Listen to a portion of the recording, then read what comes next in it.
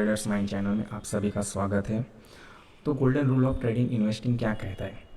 Ride the profit and cut the losses short. Part 1 में हम लोगों ने चर्चा की कि हम लोग प्रॉफिट को राइड क्यों नहीं कर पाते हैं, प्रॉफिट जल्दी क्यों बुक कर लेते हैं और उसके पीछे के रीजंस क्या थे। अब ये पार्ट 2 में हम लोग बात करेंगे कि हम लोग लॉसेस क्यों शॉर्ट में कट नहीं कर पाते, why we do not put the S L in the system. अगर एस एल लगाते तो उसको शिफ्ट कर देते हैं, और नहीं तो एस एल के पास आता है प्राइस तो हम लोग सोचते हैं कि फिर ये रिवर्स कर जाएगा। आखिर इसके पीछे का साइकोलॉजी क्या है, उसके पीछे का रीज़न क्या है और उसको हम लोग कैसे दूर कर सकते हैं। तो जो प्रॉब्लम है वो जो है वो साइकोलॉजिकल है एंड नॉट द टेक्निकल। क्योंकि चार्ट पे तो आपको पता चल जाता है कि भाई इसके नीचे जाएगा तो मुझे निकल जाना है, या उसके ऊपर जाएगा तो मुझे एग्जिट कर लेना है अगर आप शॉर्ट पोजीशन में हो। बट उस टाइम पे आप वो एक्शन नहीं ले पाते हो, उसके पीछे की रीजंस क्या है वो जानेंगे। तो सबसे पहले हम लोग देखेंगे इस वीडियो में कि importance of the S L का इम्पोर्टेंस क्या है, psychological reasons you do not put the S L, और सॉल्यूशन हम लोग ये प्रॉब्लम से कैसे बाहर आ सकते हैं उसके बारे में चर्चा करेंगे डिटेल्स में। तो भाई importance of the S L का इंपॉर्टेंस पहले समझना पड़ेगा। तो कि भाई it helps to cut the losses, it helps to free from the emotions. क्योंकि अगर जब भी आपकी पोजीशंस लॉस में होगी तो आपका जो इमोशंस है वो अप एंड डाउन होता रहेगा। आपके दिमाग में कुछ अलग प्रकार के इमोशंस इसके चलते क्रिएट हो सकते हैं, ठीक है। तो जब भी आप एस एल दे दोगे एक बार तो क्या है ना, आप ट्रेड से बाहर निकल जाओगे, आपके इमोशंस काम हो जाएंगे। तो एस एल लेना उसके लिए भी बहुत ज़रूरी है। It helps to prevent the quick erosion of the our capital.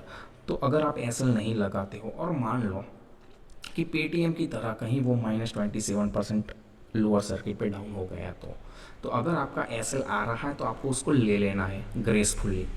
It helps in less monitoring of the price. तो अगर क्या है ना, अगर आपने एक बार एस एल सिस्टम में लगा दिया तो बाद में क्या है ना, आपको उतना ज़्यादा प्राइस देखते रहने की ज़रूरत नहीं है। क्योंकि आपको मालूम है, आपका रिस्क आपको मालूम है कि भाई ये ऐसे लाने से मुझे एग्जिट कर लेना है। तो आपको क्या है ना, प्राइस के पीछे अरे अभी आएगा, नीचे जाएगा, ऊपर जाएगा, वो सबसे आप बाहर हो जाओगे। Makes discipline trader and investor. तो लॉस लेने से क्या है ना, आप एक डिसिप्लिन ट्रेडर इन्वेस्टर बन जाओगे। It helps to stay in the market for a longer period.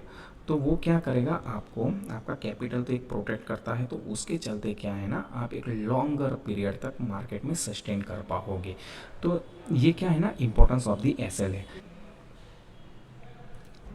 Psychological reasons you do not put the S L. हम लोग एस एल क्यों नहीं लगाते हैं और हम लोग अपने लॉस को क्यों बढ़ाते जाते हैं, ये सीट में हम लोग चर्चा करेंगे। तो आपको क्या है ना, सबसे पहला जो रीज़न्स है वो है fear of losing the money. तो आपके अंदर कहीं पे डीपली एक डर है कि मैं ये मनी लूज़ कर दूंगा, उसके चलते आप एसएल नहीं लगाते हो। समझो, एसएल लगाने से आपका मनी प्रोटेक्ट होगा, बट आपके अंडर में जो डर है कि कहीं एसएल लगा दिया और वो हिट हो गया तो मैं मनी लूज़ कर सकता हूँ, ठीक है। तो आप ये चीज़ को भली भांति समझना पड़ेगा कि ये गेम जो है वो प्रोबेबिलिटी का गेम है। Do not want to lose. आप पैसे को लूज़ करना नहीं चाहते हो, तो आप उसको लूज़ नहीं करना चाहते हो, इसके लिए आप एसएल नहीं लगाते हो। क्योंकि आपको मालूम है कि एसएल लगाया अगर प्राइस उधर जाएगी तो मैं लॉस कर सकता हूँ। जबकि ये गेम प्रॉफिट और लॉस के बारे में नहीं है, विन और लूज़ के बारे में नहीं, ये गेम जो है वो परफॉर्मेंस का है, ठीक है। तो ये जो है सेकंड नंबर का रीज़न है। Do not want to be wrong. अब आपका एसएल हिट हो जाता है तो आप क्या होगा, जो आपके अंदर का साइकोलॉजिकल प्रॉब्लम है, तो आप क्या होगे, रॉन्ग साबित हो जाओगे। तो अगर आप रॉन्ग होना नहीं चाहते हो, इसके लिए भी आप एसएल नहीं लगाओगे, okay. Always want to be right. अब एसएल लगाना, एसएल लेना मतलब क्या है, आपका ट्रेड वर्क नहीं कर रहा है, ठीक है ना। बट अगर आप हमेशा ही राइट रहना चाहते हो तो उसके चलते भी आप एसएल नहीं लोगे।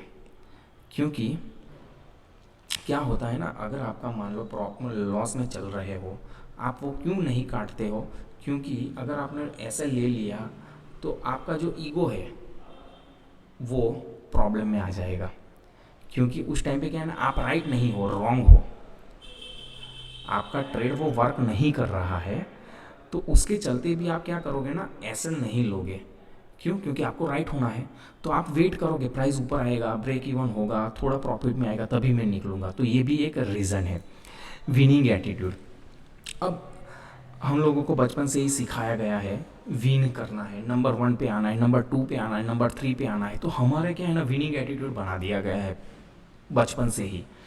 तो हम लोग क्या है ना, कभी भी रॉन्ग होना नहीं चाहते हो, लूज़ करना नहीं चाहते हो, और उसी के चलते ये विनिंग एटीट्यूड सबसे बड़ा मेजर प्रॉब्लम है कि आप छोटे लॉस में नहीं निकल पाते हो। ठीक है।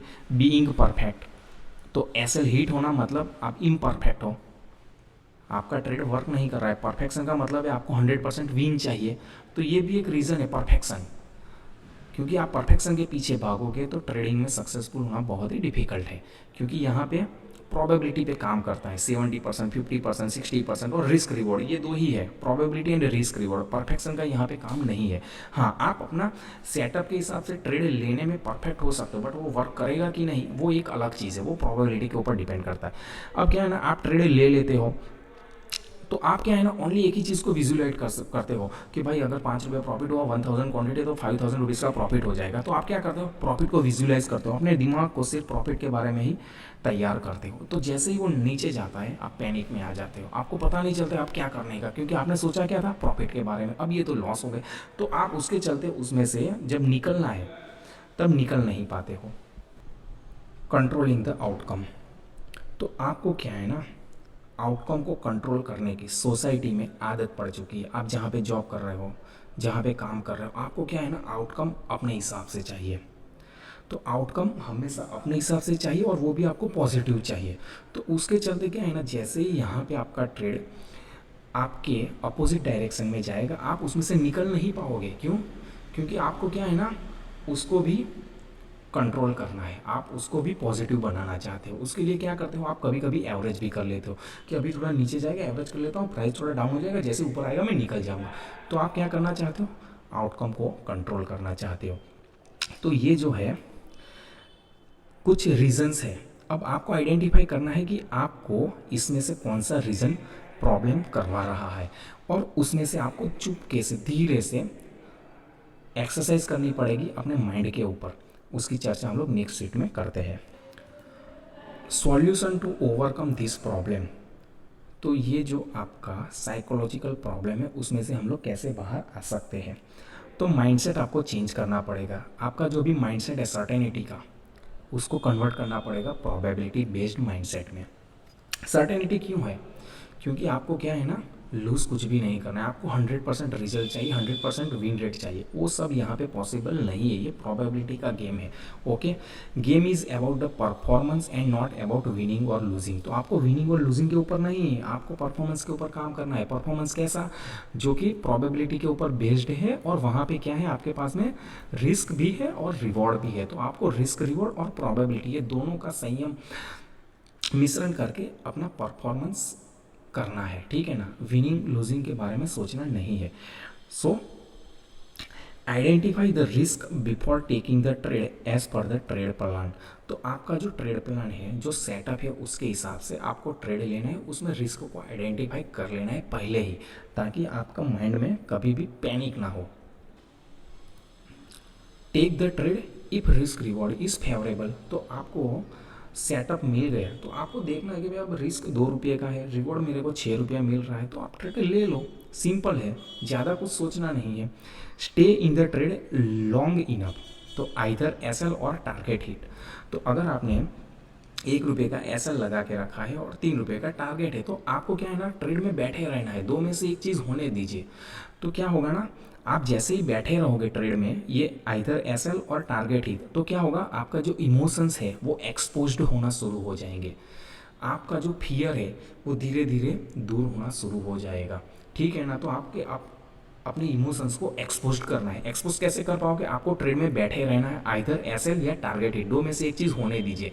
Stay patience as risk is already defined. तो आपको बैठे रहना है ट्रेड में, क्योंकि आपको मालूम है कि भाई मैंने रिस्क जो है वो आइडेंटिफाई पहले ही कर दिया है, फिर डरने की बात नहीं है। Trade as per the plan and as you become more disciplined the loss aversion gradually disappears. तो आपका जो लॉस अवर्जन्स के प्रति बिहेवियर है वो चेंज हो जाएगा और धीरे धीरे धीरे आप एक डिसिप्लिन्ड ट्रेडर बन जाओगे और आपका जो ये सब फियर्स है स्टॉप लॉस का, लॉस लेने का, वो सब धीरे धीरे दूर हो जाएगा। Okay, thank you for watching the video.